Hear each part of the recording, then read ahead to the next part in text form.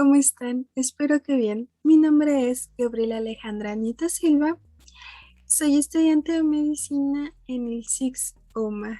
Yo les voy a presentar el tema de aldosteronismo. Si bien no es tan conocido, es de vital importancia saber de este. Para eso, nosotros tenemos que recordar primero algunos temas antes de entrar como tal al tema de aldosteronismo. Bueno, una de las cosas que vamos a recordar es la aldosterona. Esta es una hormona esteroidea de la familia de las mineralocorticoides que se va a elaborar en la corteza suprarrenal en la parte glomerular. Su vida media es de 20 minutos. Va a estar sintetizada al incrementar los niveles de potasio por acidosis plasmática y por un descenso en la presión sanguínea. Aquí también vamos a tener que la regulación del volumen circulante de aldosterona es mediante el incremento de la reabsorción de sodio y calcio en la nefrona distal. Se va a acompañar de un aumento de eliminación urinaria de potasio e hidrogeniones y retención hídrica. Vamos a tener que la retención de agua proximal disminuye el fluido de forma distal, contrarrestando parcialmente el efecto de aldosterona sobre las concentraciones de potasio. Va a tener dos funciones esenciales la aldosterona, que es regular el sodio sérico y los niveles de potasio. También va a estimular la secreción de hidrogeniones. Aquí nosotros también vamos a tener un punto importante, es que esta se ha visto que regula parcialmente la absorción de agua, es decir, el volumen plasmático. También tenemos en otras funciones de la aldosterona que sistematiza la entrada de calcio en los miocitos y actúa sobre el sistema nervioso central mediante la liberación de vasopresina o ADH. Y bueno, aquí podemos ver propiamente ya a la glándula más de cerca. Sabemos que esta glándula suprarrenal, que es esta que podemos observar de este lado con el puntero, y es un órgano pequeño y triangular situado en la parte superior de los riñones, como se observa aquí. Y esta va a estar formada por una corteza y por una médula. Como mencioné anteriormente, nuestra aldosterona va a ser secretada por la corteza, pero yo mencioné que en la zona glomerular. Y sí, la corteza tiene varias zonas, que es la más interna, que es la reticular, la más gruesa, que es la fascicular, y la más externa, que es la glomerular, que es en la que nosotros vamos a poner esencial atención. Y esta es la aldosterona en su forma bioquímica. Otro punto importante de recordar es el potasio. Bueno, el potasio es un catión que va a facilitar la conducción nerviosa y la contracción del músculo liso y esquelético, incluido el corazón. Bueno, este nos va a facilitar el funcionamiento de la membrana celular y de diversos sistemas enzimáticos.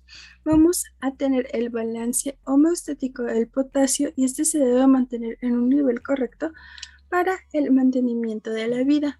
Su concentración normal es de 3.5 a 5 miliequivalentes sobre litro.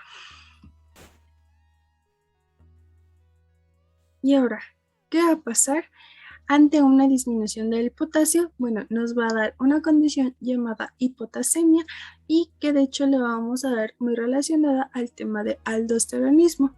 Y esta puede ser el reflejo de una pérdida absoluta de calcio o la redistribución de este al paso interior de las células. Y vamos a denominar hipotasemia a un nivel menor de 3.5.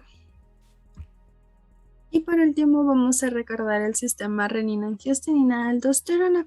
Este va a ser el encargado de regular la presión arterial.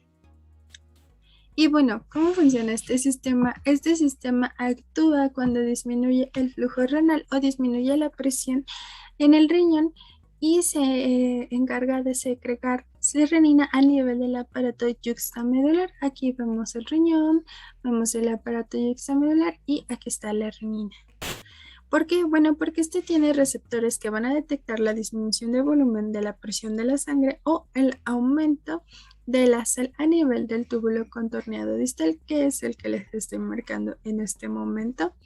Esto va a servir como estímulo o inhibición de la renina. Por lo tanto, la renina se va a ver afectada por los siguientes estímulos. Por la baja de la bulimia o la presión arterial aumentada. El aumento de sodio en el tubo contorneado distal, como ya lo había dicho, y el aumento de la actividad simpática adrenérgica en los receptores beta 1 adrenérgicos va a disminuir la renina. Ahora, la renina es una enzima que va a catalizar una reacción. El paso de angiotensinógeno, que es el péptido producido por el hígado, como se ve, es el hígado, el angiotensinógeno.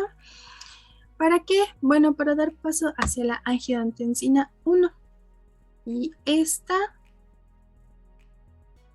¿para qué la vamos a ocupar? Bueno, esta angiotensina 1 se va a producir a nivel del endotelio vascular, especialmente a nivel del pulmón, pero vamos a tenerla también en la parte del endotelio glomerular. Y aquí vamos a poner el glomérulo, aquí vemos los pulmones y bueno. Ahora, la angiotensina 1 tiene que pasar a ser angiotensina 2. ¿Cómo? Bueno, va a ser a través de la ECA, que es la enzima convertidora de angiotensina. ¿Para qué? Pues precisamente para pasar a ser angiotensina 2.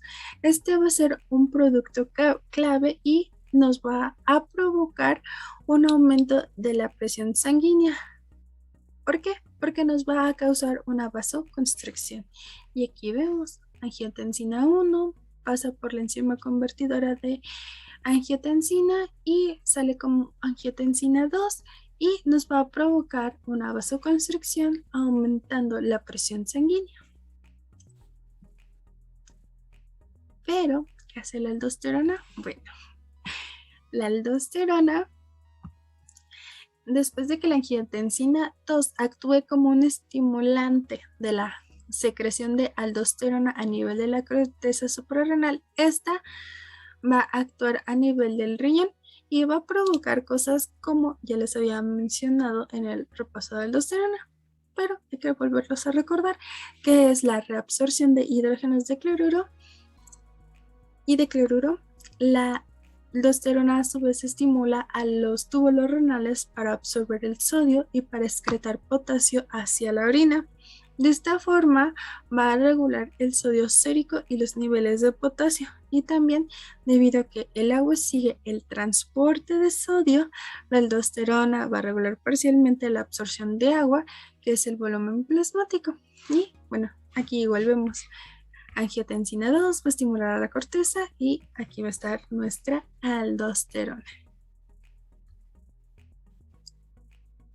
Y bueno, vamos a tener que la angiotensina 2 también va a actuar aumentando la actividad simpática y estimulando al lóbulo posterior de la hipófisis. En el eje hipotálamo hipofisiario se da la secreción de ADH, la hormona antidiurética que actúa a nivel del túbulo colector y va a hacer que se absorba hacia el intersticio del agua y produce una sensación de sed. Y vemos aquí igualmente la angiotensina 2 va a estimular la hipófisis para producir la ADH y nos dé sed. Todo esto tiene como consecuencia una retención de agua, sal, aumento de volemia y aumento de la presión arterial. Y esto cierra el círculo, haciendo que aumente la perfusión en el aparato yuxtamedular, haciendo que disminuya la secreción de renina.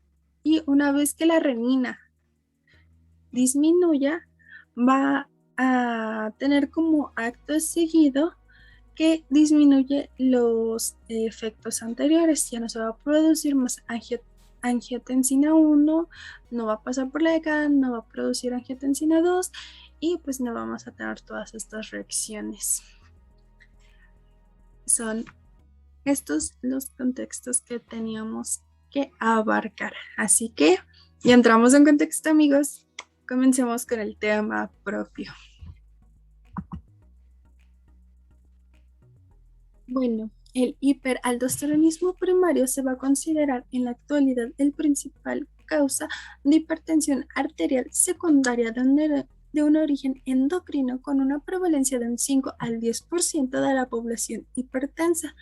Vamos a tener que es una producción elevada de aldosterona autónoma relativamente y va a estar originada en la corteza suprarrenal de la glándula, que se va a acompañar de una supresión de la síntesis y liberación de la renina. Bueno, la renina plasmática debe estar inferior a 1 nanogramo sobre mililitro sobre hora o una concentración directa de renina por debajo del nivel de la detención del ensayo clínico. Ahora, esta no va a ser suprimible con la carga oral o intravenosa de sodio. Y vamos a tener el hiperaldosteronismo secundario. Esto se va a definir como la presencia de concentraciones elevadas, igualmente de aldosterona, pero en presencia en respuesta a un incremento de las concentraciones directas de renina y actividad de renina plasmática, que se producen situaciones que cursan una disminución de un volumen circulante efectivo, por ejemplo, la insuficiencia hepática, la insuficiencia cardíaca, es decir, que no se tienen que relacionar o asociarse con la hipertensión arterial. También vamos a incluir que la disminución de la presión de perfusión renal o isquémica renal, es decir, una hipertensión renovascular, o por otra parte, la producción autónoma por un tumor reninoma externo a la glándula suprarrenal. Y bueno, el pseudo hiperaldosteronismo. Este también lo van a llamar síndrome de Liptley. Es una alteración caracterizada por un incremento de la reabsorción tubular de sodio. Vamos a tener una pérdida urinaria de potasio y una hipertensión arterial. Va a ser a consecuencia de una mutación del canal epitelial de sodio sensible al amiloide. Sin embargo, esta va a cursar con una disminución de la concentración directa de renina y la actividad de renina plasmática. Vamos a tener niveles circulantes bajos de aldosterona, pero aún así se sigue considerando un pseudo hiperaldosteronismo. Y ahora vamos a ver las causas. Bueno, las causas más frecuentes es la hiperplasia bilateral idiopática y este se va a dar aproximadamente en el 60% de los casos. Vamos a tener un adenoma productor de aldosterona o un síndrome de Cohn que se va a dar aproximadamente en un 35% de los casos. Lado contrario, que es la hiperplasia suprarrenal unilateral primaria y que solo se va a dar en el 2% de los casos. O sea, es más común encontrarte una hiperplasia bilateral idiopática que una hiperplasia suprarrenal unilateral primaria. Igualmente, la producción aislada de aldosterona por un carcinoma suprarrenal va a tener una incidencia del menor de 1% de los casos. Son entidades muy poco frecuentes. Vamos a ver en estas diapositivas, les voy a mencionar los aldosteronismos según su clasificación, pero que se van a asociar con la hipertensión. Por ejemplo, el hiperaldosteronismo primario, vamos a tener la aldosterona alta y la renina baja, y estos van a presentar hipertensión, como el adenoma productor de aldosterona o síndrome de Cohn, hiperplasia bilateral idiopática, hiperplasia unilateral primaria, carcinoma suprarrenal productor de aldosterona, aldosteronismo primario familiar, donde vamos a tener el tipo 1, el tipo 2 y vamos a tener que el tipo 1 va a poder ser remediable con glucocorticoides. Y en cambio el tipo 2 es un adenoma productor de aldosterona o hiperplasia bilateral idiopática. Y también vamos a tener un adenoma productor de aldosterona asociado a neoplasia endocrina múltiple tipo 1 y un adenoma extra suprarrenal productor de aldosterona ectópica, que por cierto es muy raro. Estas, de igual manera que las anteriores, van a tener en común una hipertensión arterial y bueno, vamos a tener que en el hipertexocicorticosterismo, que es una aldosterona baja y una renina baja, vamos a tener la hiperplasia adrenal congénita, es decir, un déficit en la 11 beta hidrolaxa y también en el déficit de la 11 alfa hidroxilasa. Vamos a tener un tumor productor de DOCA, que es la desoxicosticosterona, y una resistencia primaria de glucocorticoides. Como le dije, todas van a estar asociadas a una alteración de la aldosterona y como consecuencia a una hipertensión arterial. Bueno, vamos a tener también un exceso aparente de mineracorticoides, que es una aldosterona baja y una renina baja. Vamos a tener que son genéticos, va a haber un tipo 1 y un tipo 2. Y vamos a también tener adquiridos, que es una ingesta de regalias o carboxonolasa, y tipo 2, que son síndrome de Cushing. También vamos a tener el hiperaldosteronismo secundario con una aldosterona alta y una renina alta. ¿Qué va a pasar? Bueno, vamos a tener una hipertensión arterial renovascular, una hipertensión arterial acelerada o maligna y un tumor productor de renina renal o extrarrenal como causa.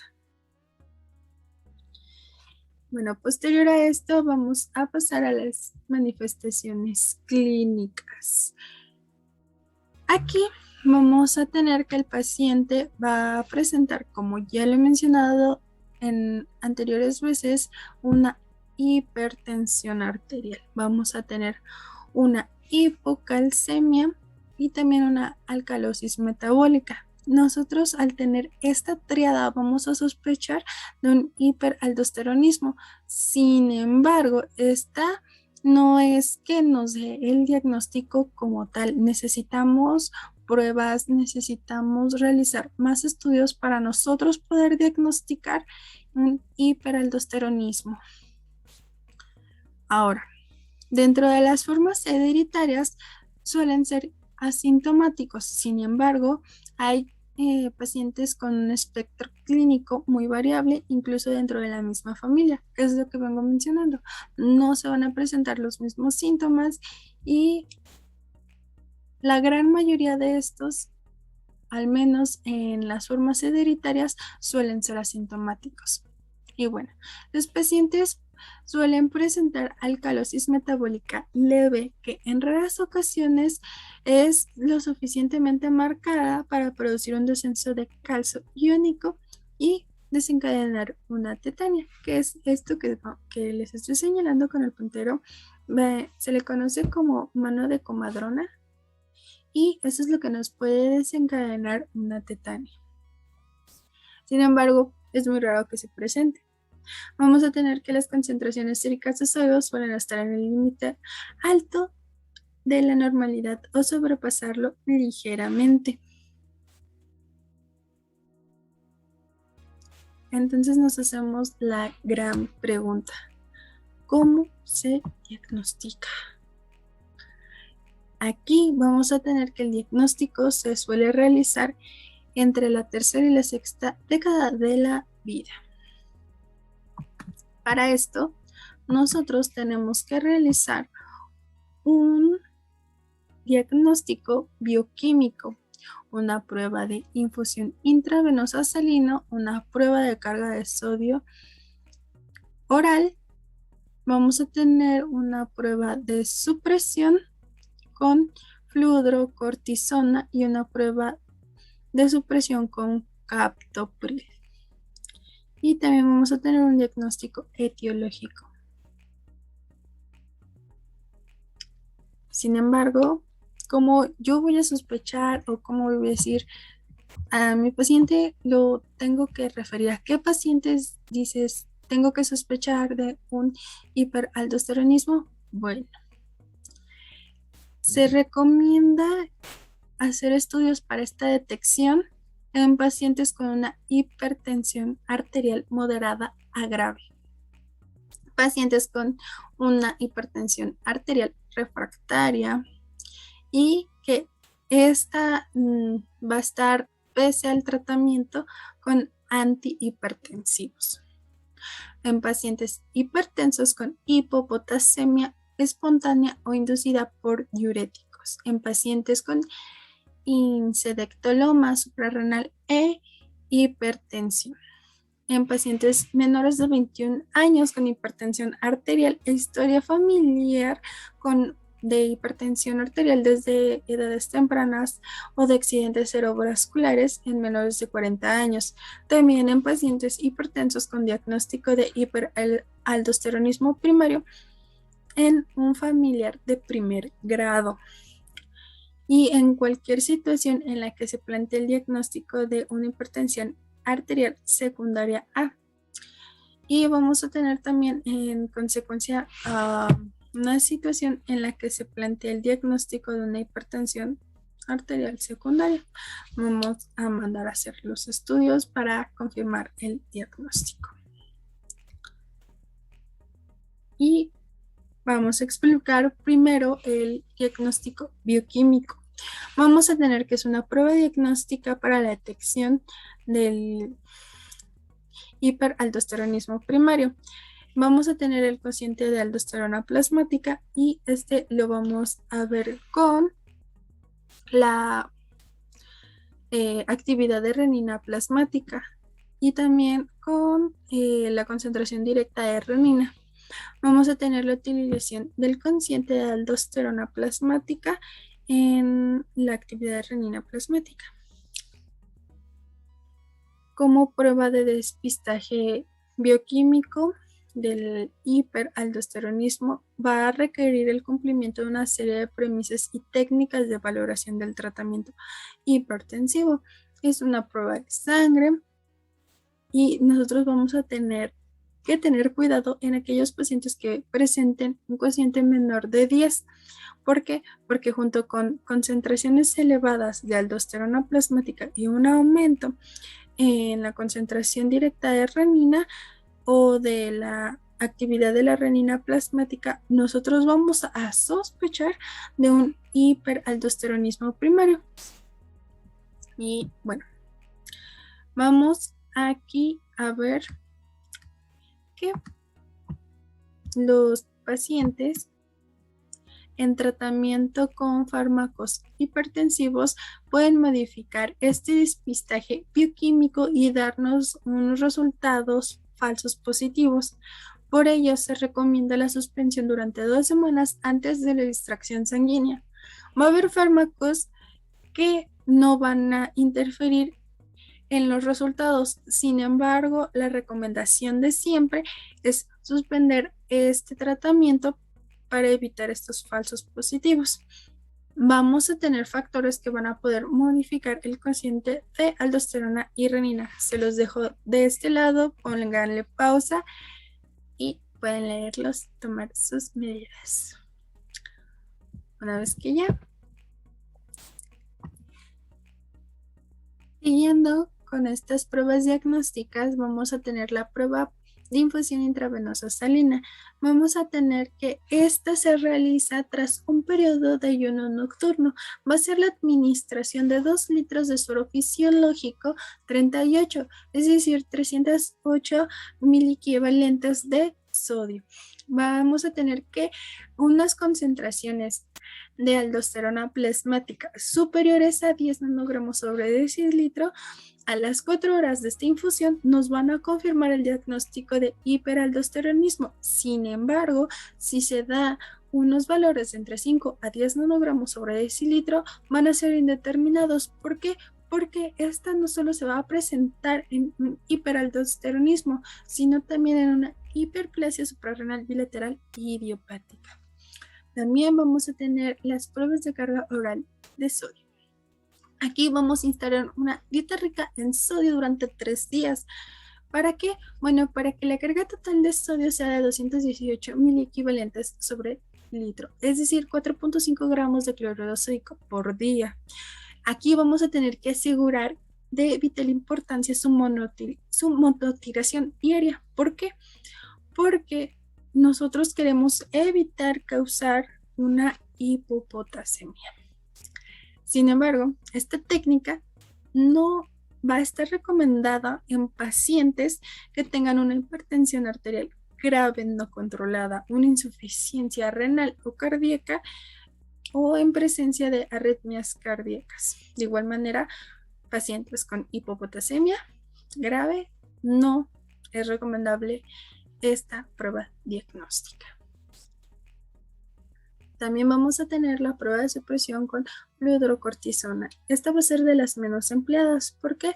Porque se va a requerir ingresar al paciente y tiene que haberse descrito un caso de prolongación del complejo QT y deterioro de la función miocárdica durante la realización de la misma. Bueno, vamos a tener que en presencia de una actividad de renina plasmática suprimida a unas concentraciones de aldosterona superiores a 6 nanogramos sobre decilitro nos van a confirmar este diagnóstico de hiperaldosteronismo. Ahora, las pruebas con supresión de captopril van a ser de las más sencillas que tenemos y de hecho puedes realizarla en pacientes con hipertensión arterial mal controlada, insuficiencia cardíaca, renal, arritmias cardíacas, pero el pero está en que esta prueba es de las que más lanza falsos negativos. Y bueno, este se da en ausencia del descenso de las concentraciones de aldosterona y la persistencia de la supresión de los valores de la actividad de renina plasmáticas y no son compatibles con el diagnóstico.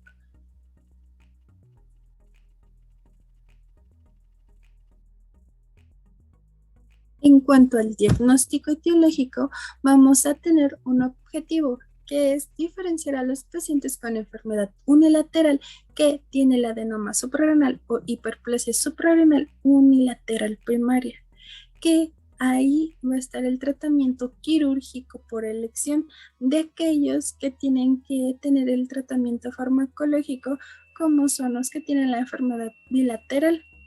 Uno de estos estudios es la gammagrafía con yodo, colesterol o su análogo NP59. Se realiza su previa supresión con dexametasona. Y bueno, aquí la sensibilidad para detectar el hiperaldosteronismo es directamente proporcional al grado de hiperfusión y tamaño de la lesión, presentando únicamente lesiones grandes, es decir, mayor de 15 milímetros. Por ende, no sería como un diagnóstico un estudio de primera elección. Bueno, también se realizan exploraciones, las primeras cuales se realizan con tomografía computarizada, TAC, de corte fino de las glándulas suprarrenales con contraste intravenoso. Aquí en esta vamos a tener que es la tomografía de un paciente con glándulas adrenales normales, que son estas que están señalando los flechas. Ya espero que las logran visualizar. Y aquí no vamos a realmente ver un hiperaldosteronismo, pero el diagnóstico bioquímico nos está arrojando que lo es, por lo cual podemos concluir que este no es muy fiable al diferenciar entre el adenoma suprarrenal y una hiperplasia bilateral idiopática, y en muchos casos un ataque se puede mostrar normal. ¿Por qué? Porque va a mostrar cambios mínimos en comparación a esta, que vean que el paciente va a estar con un diagnóstico bioquímico de aldosteronismo con un adenoma de 1.8 en la glándula suprarrenal derecha. Y aquí la podemos ver. ¿Vieron? Miren, comparen estructuras. Y sería esta estructura aquí y aquí está. Y se ve claramente. Y bueno, el diagnóstico etiológico basado únicamente en función de los resultados de una tomografía de las glándulas suprarrenales puede clasificar erróneamente a más de un 50% de los casos, indicando una intervención quirúrgica en un 25% de los pacientes que realmente presentan esta enfermedad bilateral. Por eso es muy importante hacer uso de las demás pruebas y de una buena historia clínica. Bueno, aquí vamos a tener cómo voy a detectar un caso de aldosteronismo. Bueno, para empezar, nosotros tenemos que tener una aldosterona plasmática elevada y vamos a tener una actividad de renina plasmática elevada, es decir, una aldosterona con una actividad renina plasmática mayor de 10. ¿Y qué va a pasar aquí?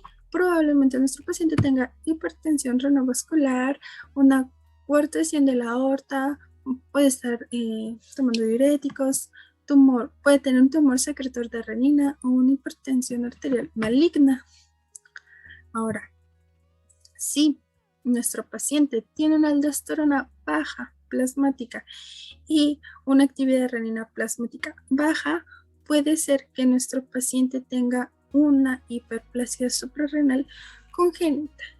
Puede que tenga mineracorticoides exógenos, un tumor DOCA que se refiere a un tumor de desoxicorticoesterona. Puede también de igual manera tener un exceso aparente de mineracorticoides, una resistencia primaria a glucocorticoides, síndrome de Leydig y síndrome de Cushing.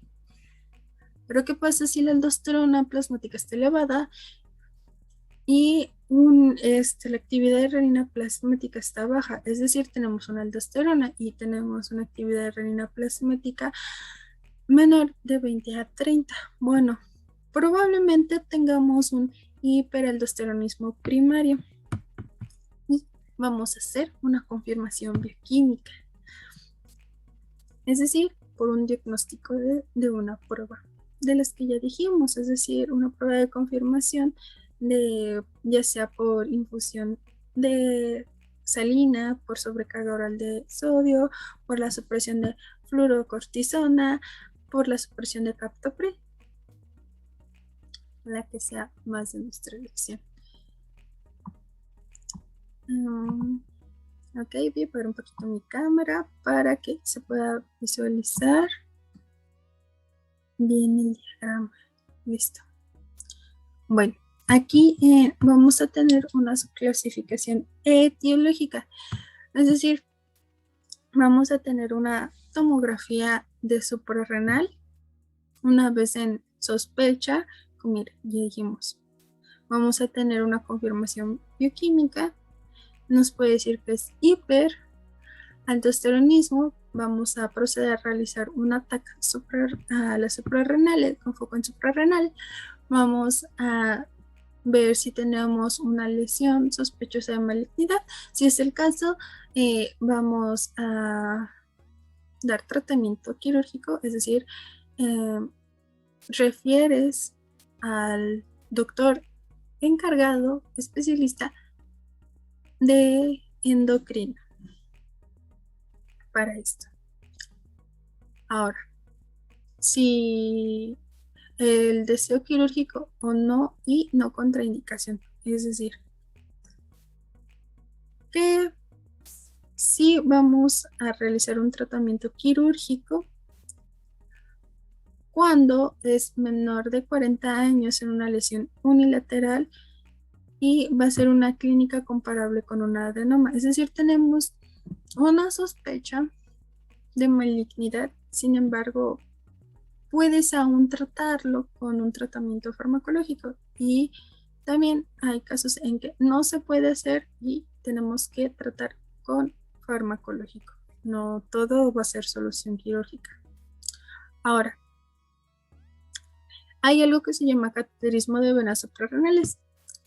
Este es de sumo cuidado y va a depender mucho de la técnica del técnico a realizar este cateterismo. Y este puede ver si hay una lesión unilateral, un adenoma suprarrenal o una hiperplasia unilateral primaria. ¿Y qué va a pasar? Bueno, siendo estas, va a ser un tratamiento quirúrgico. De no serlo así, vamos y presente una lesión bilateral o una hiperplasia bilateral idiopática, se recomienda el tratamiento farmacológico. Ahora, si recuerdan, mencioné que hay pacientes que presentan el hiperaldosteronismo y son menores de 20 a 30 años. ¿Por qué? Porque pues tienen prácticamente antecedentes familiares de hiperaldosteronismo primario o pueden tener una enfermedad cardiovascular en menores de 40 años, mayores, perdón.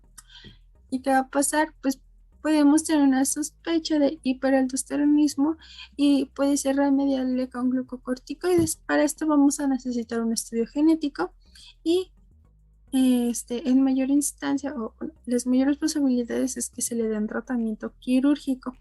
Y aquí va a ser donde la tomografía de la suprarrenal realmente no va a alcanzar a ver mucho. Y aquí nos hacemos una pregunta. ¿Qué pasó con el tratamiento quirúrgico y qué pasó con el tratamiento farmacológico? Bueno, primero que nada, el tratamiento tiene como objetivo prevenir la morbimortalidad relacionada con la hipertensión arterial, la hipopotasemia y el propio incremento circulantes de aldosterona a un nivel cardiovascular. Vamos a tener un tratamiento farmacológico y uno quirúrgico.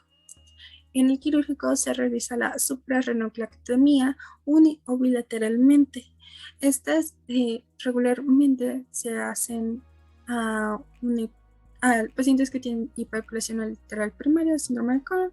Vamos a tener que el farmacológico es de primera elección en pacientes con una enfermedad bilateral y vamos a tener que su objetivo terapéutico del farmacológico es mantener los valores de potasio sérico en el límite alto de la normalidad.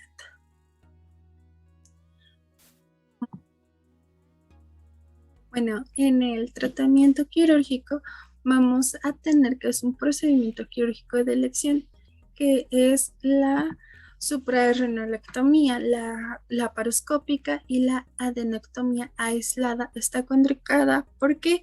Porque se puede presentar más de un nódulo, entonces no tendría realmente caso hacer una adenectomía aislada si puede haber más de uno. Ahora, con respecto al manejo postoperatorio de estos pacientes, es importante tomar en cuenta lo siguiente. 1. Que en el postoperatorio inmediato se debe de suspender los suplementos de potasio y los antagonistas del receptor de mineralocorticoides, así como reducir el tratamiento hipertensivo en caso de ser necesario. Vamos a saber que a las 24 horas de la intervención se debe determinar las concentraciones plasmáticas de aldosterona para confirmar una curación bioquímica. Vamos a tener que un pequeño porcentaje de pacientes, es decir, un 5% va a desarrollar un hipoaldosterismo desde el punto de vista clínico que precisa la administración transitoria de fludrocortisona. Y la fluidoterapia postoperatoria no debe de incluir la administración de potasio salvo en la presencia de hipotasemia y se debe asegurar en las primeras semanas de la dieta rica en sodio y la monotirización de la semana de la potasemia durante un mes. Y bueno, en cuanto al tratamiento farmacológico, vamos a tener que este se inicia con la espironolactona, que es este que vemos aquí. Vamos a tener que la administración de esta está contraindicada en pacientes con un deterioro importante en la función renal por el riesgo de causar una hiperpotasemia.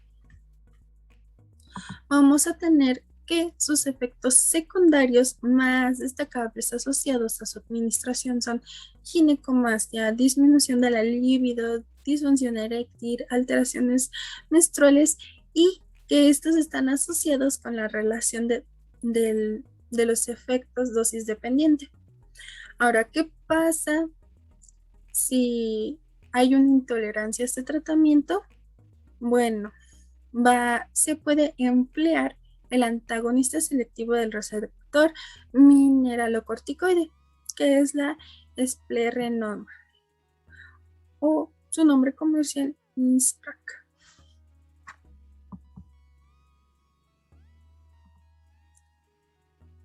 Bueno, ya llegamos al hipoaldosteronismo y este puede producirse por un insuficiente estímulo por parte de la renina por un fallo primario en la secreción de aldosterona por resistencia a la acción de esta hormona.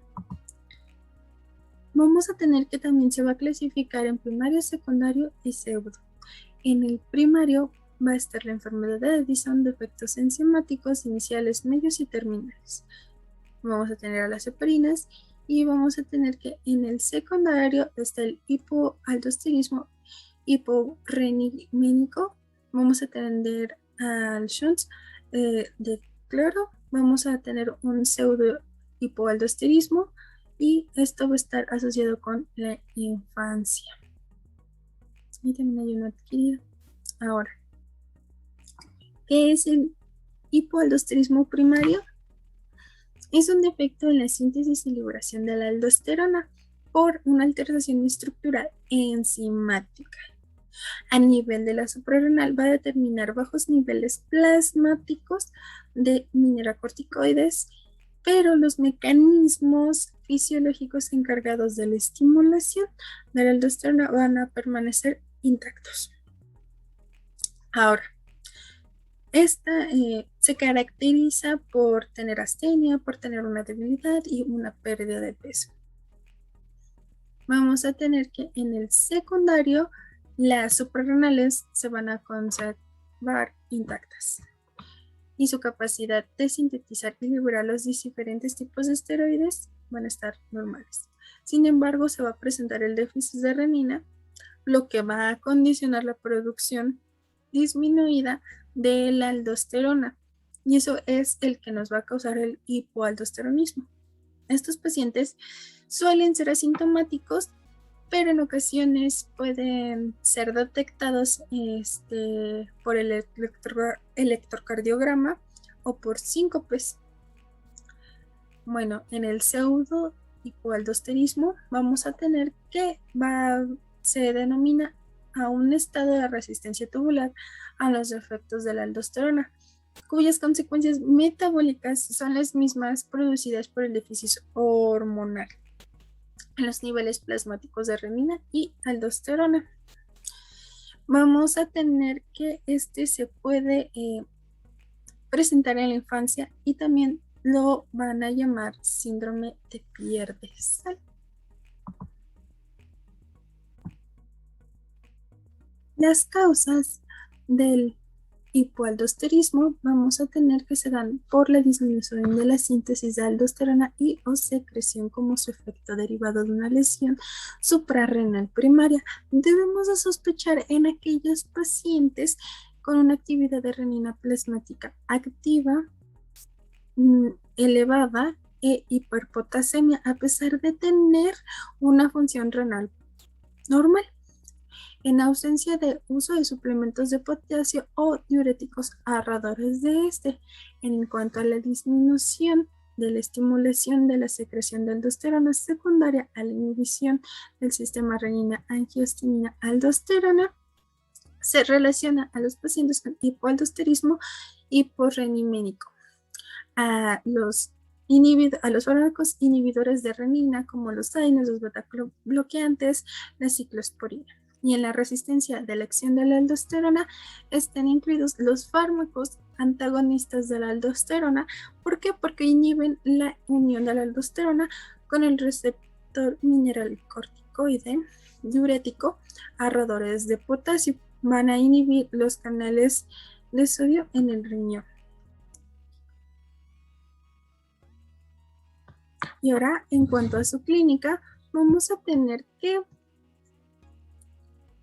el diagnóstico comienza por la detección de las alteraciones en la sangre.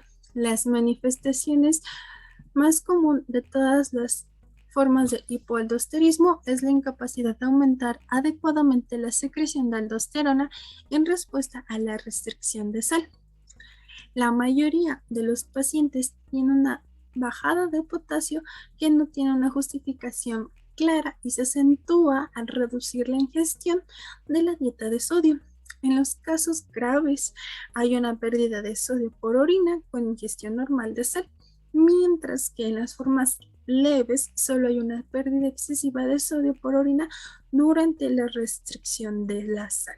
Ahora, en determinaciones analíticas más complejas podemos encontrarnos unas cifras bajas de aldosterona y variables en reninas según sea su etiología. En cuanto al tratamiento, vamos a tener que este consiste en corregir el déficit de aldosterona y las alteraciones del potasio. En el hipoaldosteronismo con una renina baja, si el exceso de potasio es leve y asintomático, no se suele precisar el tratamiento, puesto que no acuden realmente al médico porque no tienen una sintomatología A y pues el médico tampoco sospecha como tal de un hipoaldosteronismo. Sin embargo, ya cuando se suele presentar una forma severa, se da una hidrocortisona y en las formas más congénitas se administra suplementos de sal y fludrocortisona. O, bueno, ya si la hipotasemia es severa, se aconsejan diuréticos como la hidrocloroticida y la furosemida y estas van a eliminar el potasio por la orina.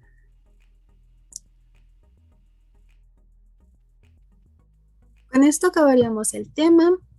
Estas son mis bibliografías para que las consultes y leas un poco más sobre el tema. Bueno, esto sería todo de mi parte. Muchísimas gracias por vernos. Si te gustó el video, suscríbete y disfruta de todo nuestro contenido. Hasta luego.